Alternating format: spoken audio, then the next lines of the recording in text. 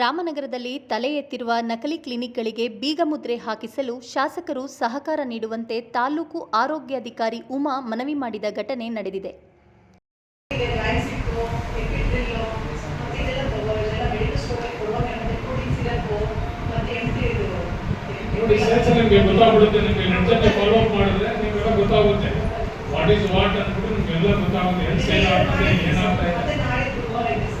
ಏನು ಮಾಹಿತಿ ಏನಂದ್ರೆ ಅವರು ಇಂಥವೆಲ್ಲನೂ ಅಲ್ಲಿ ಮಣಿಗೊಳ್ತಾರೆ. ಬೇಕಾದಾಗ ರಿಕ್ವೈರ್ಮೆಂಟ್ ಯಾರು ಕೇಳ್ತಾರೆ ಅವರು ಅಲ್ಲಿಗೆ ಕೊಡ್ತಾರೆ ಅಂತ ತರ್ಸ್ಕೊಂಡು ಕೊಡ್ತಾರೆ. ಮತ್ತೆ ಮಾಡಬೇಕು. ಪೊಲೀಸ್ ತಗೊಳ್ಳಿ, ನೀವು ಸಪೋರ್ಟ್ ತಗೊಳ್ಳಿ, ಕೆಲಸ ಮಾಡಿ. ನಿಮ್ಮ ಒಳ್ಳೆ ಕೆಲಸಕ್ಕೆ ಯಾರು ಅಡ್ಡಿ ಬರಲ್ಲ.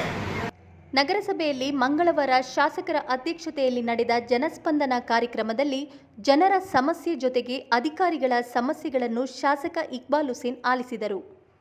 ಈ ವೇಳೆ ಆರೋಗ್ಯಾಧಿಕಾರಿ ಕೇಳಿದ ಸಹಕಾರಕ್ಕೆ ಉತ್ತರಿಸಿದ ಅವರು, ನಕಲಿ ಕ್ಲಿನಿಕ್ಗಳು ಕಂಡುಬಂದರೆ ಯಾವುದೇ ಮುಲಾಜಿಲ್ಲದೆ ಅಂತವರ ವಿರುದ್ಧ ಕಠಿಣ ಕ್ರಮ ಕೈಗೊಳ್ಳಿ, ಎಫ್ಐಆರ್ ದಾಖಲಿಸಿ, ಯಾರ ಮುಲಾಜಿಗೂ ಒಳಗಾಗಬೇಡಿ, ನಿಮ್ಮೊಂದಿಗೆ ನಾನಿರುತ್ತೇನೆ ಎಂದು ತಾಲೂಕು ಆರೋಗ್ಯಾಧಿಕಾರಿಗೆ ಅಭಯ ನೀಡಿದರು.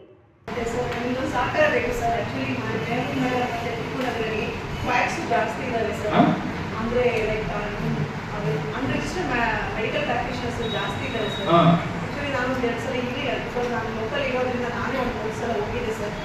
ಅವ್ರು ಯಾರೂ ರಿಜಿಸ್ಟರ್ ಮಾಡ್ಕೊಟ್ಟಿಲ್ಲ. ಕೇಳಿದ್ರೆ ನಾವು ಮುಚ್ತೀವಿ ಅಂತಾರೆ, ನೋಡಿದ್ರೆ ನಾವು